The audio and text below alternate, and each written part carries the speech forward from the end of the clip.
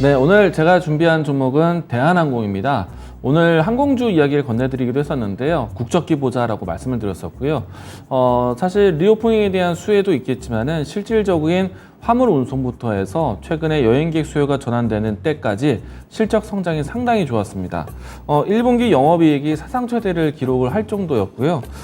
이 때문에 뭐 올해도 여행객 수요에 대한 지속이 나온다라면은 정말 좀 이 사상 최대 실적, 연간 실적까지도 기대해 볼 수 있지 않을까 생각을 해봅니다. 영업이익이 전년비 533% 증가했다. 그러니까 지난해보다 대략 6배가 올라간 거죠.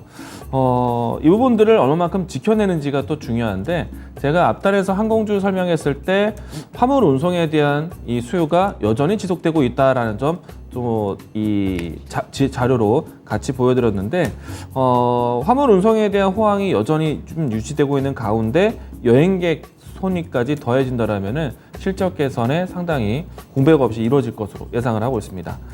지금 보시는 화면 같은 경우에는요, 대한항공이 가지고 있는 노선에 대한 매출 비중인데요. 사실 항공주들의 가장 부담은 유류비 지출입니다.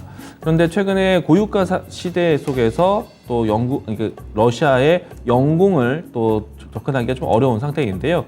이 때문에 돌아서 가야 되는 우회 항공로 때문에 유류비 지출에 대한 부담이 분명히 있었습니다. 그런데 생각해 보면은 미주 라인이 가장 주력이기 때문에 어떻게 보면은 유럽 라인에 대한 리스크는 상당히 일부다라고 할 수 있을 것 같고요. 일단 미주 라인으로 해서 항공 화물 운용이 여전히 크게 진행되고 있기 때문에 대한항공에 대한 리스크는 생각보다는 크지 않다. 그렇기 때문에 이번 1분기 영업이익도 사상 최대였다라고 할 수가 있겠습니다.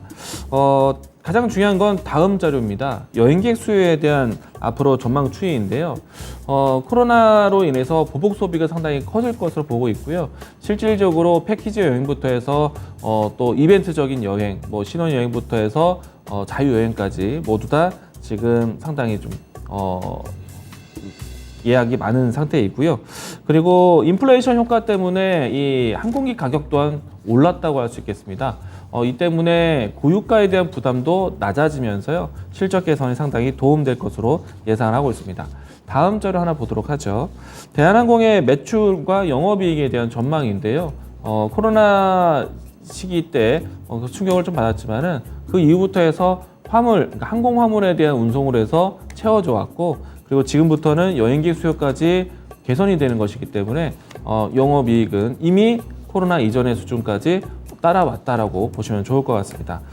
이처럼 이 항공 수요에 대한 부분들이 살아나는 것에 실질적인 실적이 전환되고 있는 대한항공이고요. 추가적으로 아시아나항공과 이 기업 결합을 위한 조건부 수익을 받았기 때문에 어떻게 보면 우리나라 유일한 국적기 그룹이 될 수 있다는 것, 그리고 이 내용을 가지고 메가 캐리어를 기대한다라는 문구도 하나의 모멘텀으로 기대해 볼 수 있을 것 같습니다. 자, 이 종목에 대한 주가를 보면서 종목 가격 대응 이야기 드리도록 하겠는데요. 주가는 이미 주가가 지난해까지 해서 항공화물에 대한 실적 방어가 상당히 좋았었고요. 지금도 그 수준을 계속 유지하고 있고 사상 최대 실적을 기록했기 때문에 이 밴드는 꾸준하게 지켜질 것으로 보고 있고요. 지금 보시게 되면 저점을 높이면서 그리고 또 고점에 대한 수렴까지 나타나면서 추세에 대한 전환점이 나오고 있다고 보여집니다.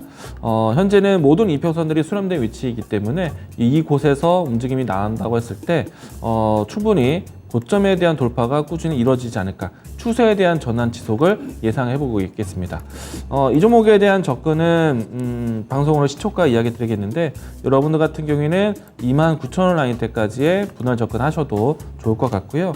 이 종목에 대한 1차적인 목표가는 이 박스권 돌파, 가격 돌파 나온다면은 이 박스권 돌파가 신고가 위치거든요. 이 라인 때까지 1차적인 목표가, 그리고 손절 라인 때는 26,500원 제시하도록 하겠습니다.